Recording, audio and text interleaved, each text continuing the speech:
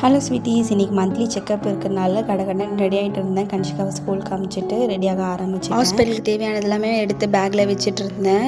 கொஞ்சம் யோசிச்சிட்டே இருந்தேன். எடுத்து வைக்கும் போது இந்த வாட்டி என்ன சொல்ல போகிறாங்கன்னு தெரியல. பிபி கம்மியாக இருக்கா, ஹீமோக்ளோபின் கம்மியாக இருக்கா, அதிகமாக இருக்கா, என்ன சொல்ல போகிறாங்கன்னே தெரியல. ஹாஸ்பிட்டல் போனால் தான் தெரியும்.